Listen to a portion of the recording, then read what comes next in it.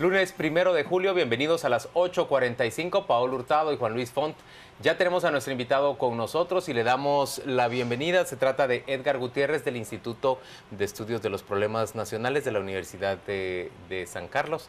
Gracias, Edgar, por acompañarnos, y la invitación ha sido planteada para discutir en torno a ese documento que fue presentado hoy por el partido líder, pero cuyo contenido completo y exacto en términos generales no lo conocemos ninguno de los aquí presentes, simplemente porque no ha circulado el día de hoy.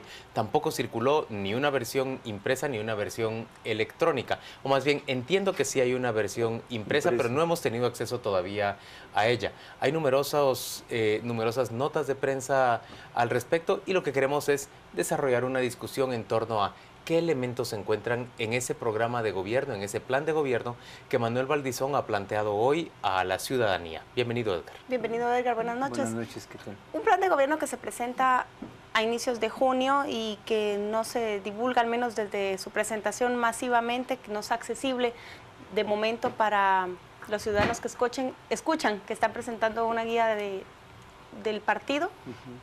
¿Qué es lo que se puede leer en primer término de esa acción del partido que va puntero en las encuestas? Miren, de unos años para acá los programas de gobierno ya son secundarios.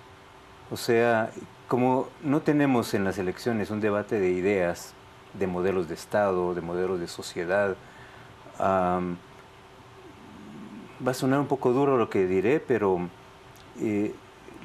por formalismo, los candidatos, los partidos suelen presentar un programa de gobierno que rara vez ejecutan, pero debajo del plan de gobierno hay un plan de negocios, que es el que realmente ejecutan. Esa es la desnaturalización de la política a la que nos ha llevado este régimen perverso de clientelismo y patrimonialismo.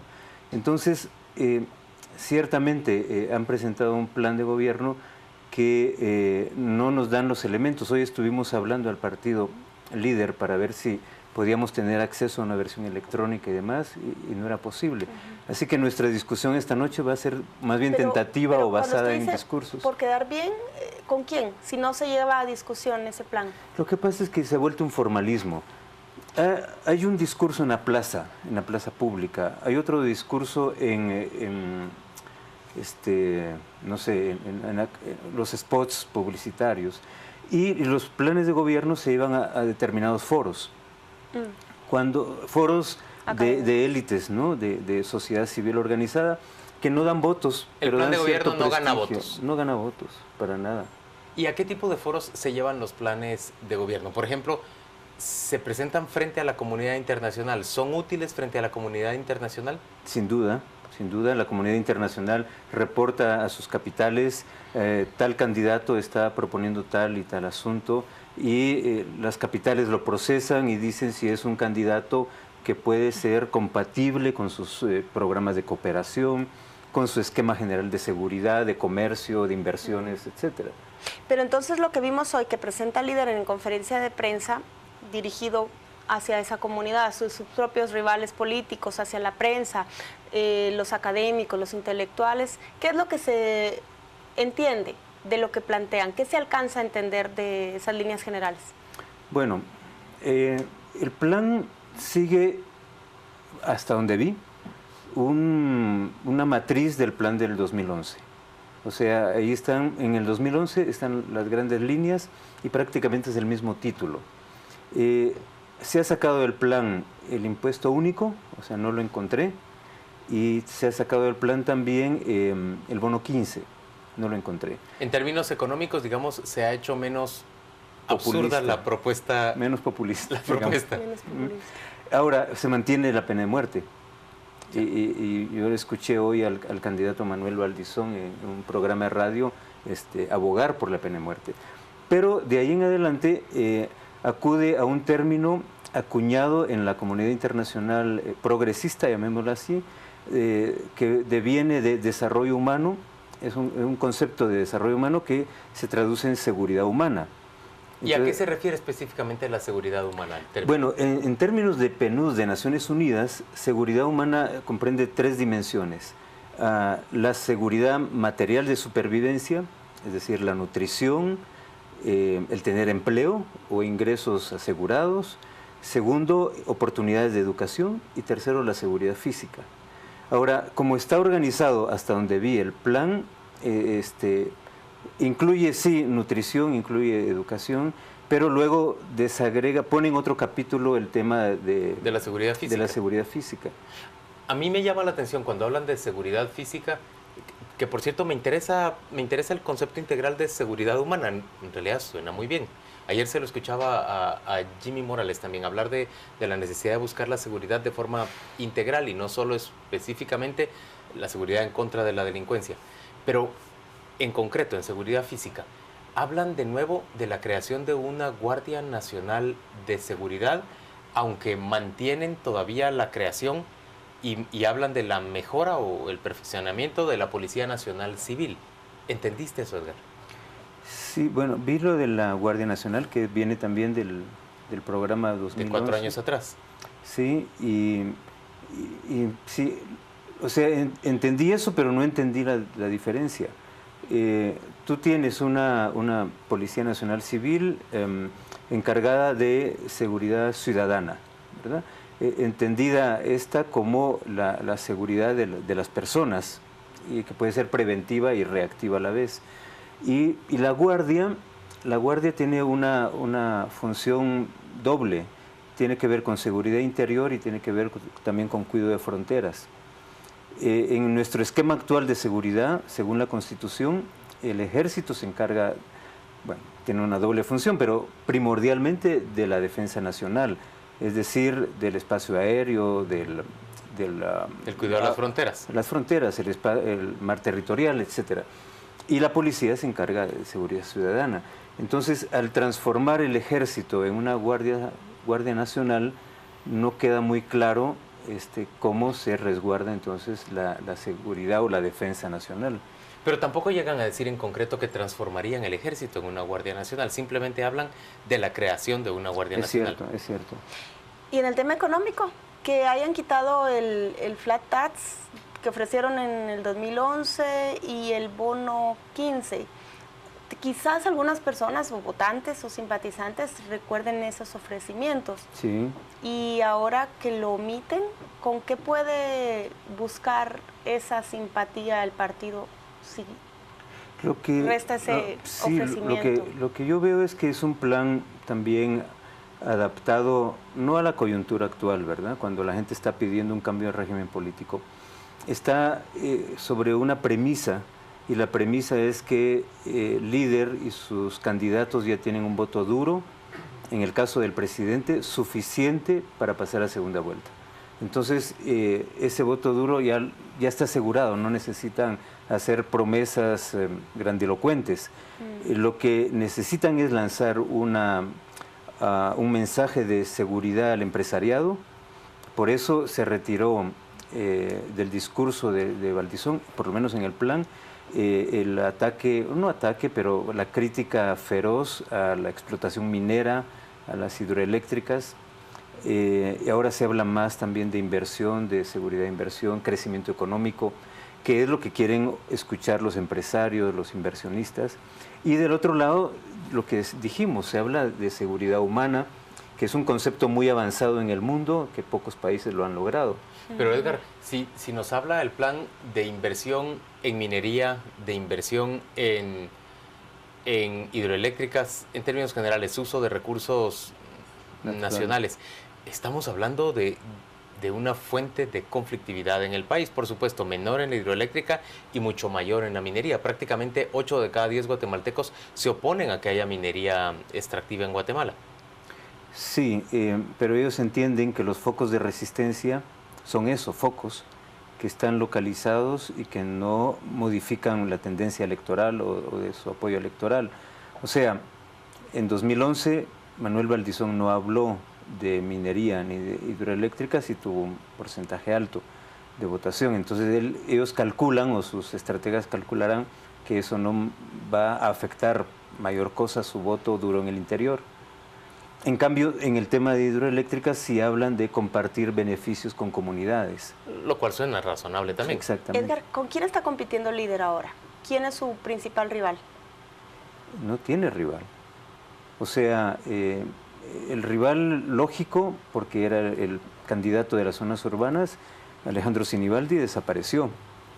El Partido Patriota no tiene una oferta o no tiene credibilidad para las zonas urbanas. Manuel Valdizón se puso a pelear con Roberto González Díaz Durán. Y le hizo un gran favor. Y mi hipótesis es que lo quiere inventar como rival. Porque es fácil de vencer. Es más fácil de vencer, claro. Sigue siendo Sandra, aunque Sandra sigue sin mayor crecimiento. Así es. Digamos, siguiendo la tendencia simple de las encuestas, Manuel Valdizón y Sandra pasarían a una segunda vuelta. Pero señores, ustedes están hablando de un escenario que muy probablemente es previo al 16 de abril. Desde que la CICIG da a conocer esa existencia de la mafia o de esa red político-mafiosa en aduanas para defraudar al fisco, en realidad en Guatemala han pasado muchas cosas y yo tengo certeza de que en materia electoral o en materia preelectoral hay mucha más fluidez o mucha más liquidez, dicen los encuestadores, de la que uno pensaría. Incluso el partido líder podría no confiar, podría tener que dejar de confiar tanto en esa base dura de la que está hablando Edgar, o en realidad tienen razones para seguir pensando que no van a caer demasiado. Bueno, quien les puede remover esa base dura es Alfonso Portillo. Que ya salió al escenario. Ya salió al escenario, ¿verdad? Luego, el rechazo urbano sí ha aumentado y, no sé, venimos ahora en lo de las protestas de la calle y esto y lo otro, vamos entrando a un embudo. Y el embudo consiste en que de la protesta inmediatamente se va a pasar a la propuesta. Y la propuesta tiene que ver con la reforma de la ley electoral. Y ahí quien tiene más que perder, si se cambia el régimen de financiamiento, el acceso a los medios de comunicación, la creación de comités cívicos, distritales, pero sobre todo la reprogramación de las elecciones, el que tiene que perder es Manuel Valdizón. Pero sobre Alfonso Portillo, cambia el panorama, pero entiendo que lo cambia en el Congreso de la República, él encabeza un listado nacional, pero con el binomio del señor Lizardo Sosa, con Mario García Lara, ¿cómo puede alterar tanto? No, yo me refiero más al arrastre político de Alfonso Portillo en las zonas rurales, entre los sectores populares. ¿Por el candidato que él apoye o el que no apoye? Por él mismo. ¿Por él mismo? Por él mismo. O sea, las encuestas de Contrapoder y otras que hemos visto hablaban de un caudal electoral significativo de Alfonso Portillo antes de haberse decantado por algún candidato. Entonces, él mismo tiene un capital político en el interior, que es la misma base que se disputan Sandra Torres y Manuel Valdizón. En realidad entra como tercero en contienda por esa misma base electoral. La pregunta es si Portillo va a poder endosarle ese respaldo o ese carisma propio a Lizardo Sosa como su candidato a la presidencia, o en realidad los votos que logre capitalizar se van a ir al listado nacional de diputados, que es el que encabeza Portillo. Podríamos aventurar que la votación de Portillo va a ser más alta, o sea que la votación del listado nacional va a ser más alta que la del propio. Que la de Lizardo Sosa. Sí, depende eso de las estrategias que ellos sigan, ¿verdad? Pero a lo que vamos es a que sí le puede remover la base electoral en el interior, que es donde son fuertes los dos candidatos que puntean. Las clases medias, las poblaciones urbanas no tienen candidato, siguen huérfanos de candidatos. Entonces el gran reto de Portillo es que Lizardo Sosa, o más bien el reto de Lizardo Sosa es convertirse en una opción creíble para las clases medias urbanas. Y yo creo que el candidato o los candidatos que conecten con la demanda de la reforma, de la no reelección, contra el clientelismo, etcétera, etcétera, puede ganar esas clases medias urbanas. ¿Puedo aventurar yo ahí una tesis? Yo creo que el asunto es que el candidato logre conectar con el ansia de castigo, que pareciera ser lo más concreto que uno puede extraer de esas manifestaciones. Yo veo más una emoción orientada hacia queremos que se castigue a Roxana Valdetti y a otros culpables, más que en concreto a poner límites generales al sistema político. Yo tengo una percepción distinta. Es decir, no contradice esto, pero viendo a la gente cómo ha salido a manifestar, incluso núcleos familiares enteros, 3 generaciones a veces, no es un tipo de movilización típica, en el sentido que todos van, tiran su consigna, una sola consigna. No, allí hay otro tipo de liberación que tiene que ver con el futuro de esas generaciones chicas que están saliendo por primera vez a manifestar. O sea, castigos ha habido muchos, pero si no cambian el sistema, si solo cambian las personas. Por eso la gente está diciendo la elección no es solución. Por eso no resuelve. No resuelve, por eso la gente está diciendo reformas, porque saben que es un sistema el que los está castigando. Entonces, si no se cambian las reglas del juego, lo que va a ocurrir es que esta tiranía de corrupción que nos ha sometido durante 30 años, se va a extender otros 4 años más. O sea, es la agonía para la gente, pero es también la agonía para el sistema político. Cuando usted dice la gente, ¿a quién se refiere? A los que están saliendo a manifestar. A la clase media, básicamente. Pero hablamos de 50.000 personas, de 100.000, tomando en cuenta que no todos van. Yo digo que no es aritmética, yo digo que es más un espíritu que se respira, más allá de la gente que se moviliza. O sea, bueno, las clases medias no representan acá ni el 10% de la población, a diferencia de otros países donde la clase media es bueno, la mayoría, es el país. No, pero las clases medias, yo hablo en plural porque es muy difícil, ¿verdad?, definir bien sus contornos, son clases medias muy influyentes, hacen la opinión pública, son los gerentes de las empresas públicas y privadas, son los maestros, son los profesionistas, son los que a fin de cuentas administran el país, ya sea la economía pública, privada o por cuenta propia. Y ellos son vitales, por minoritarios que sean, son tan importantes que ya han hecho una diferencia del 25 de abril para acá. Edgar, y para cerrar esta conversación, volviendo al origen de la plática, este plan de gobierno que presenta hoy Manuel Valdizón no parece hablarle a esa masa, a ese grupo que está manifestando o a esas clases medias, o hay alguna parte de ese discurso que sí le habla a ellos. Hasta ahora no. Por lo menos lo que hemos visto de resúmenes del plan, lo que hemos escuchado de publicidad, no conecta. Es más, se está peleando con las clases medias, les está llamando intolerantes. No está conectando ahí, está perdiendo, está casi dando por perdido ese terreno. Y por eso está inventando a su contrincante, digo yo. Última pregunta que le hace la audiencia a Edgar Gutiérrez.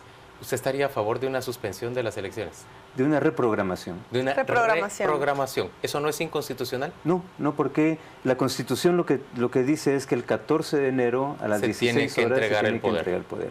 Pero de aquí para allá median todavía más de 6 meses. El Tribunal Electoral puede derogar su propio decreto. Si hay voluntad política, se puede reprogramar y abrir, o sea, como la gente ya no cree, y aquí hablo de la sociedad civil y más allá, en los políticos, abrirles cauces para que participen y ellos elaboren en la próxima legislatura las reformas que este país requiere urgentemente. Edgar Gutiérrez, gracias por acompañarnos a las 8:45. Vamos a la pausa comercial, volvemos después.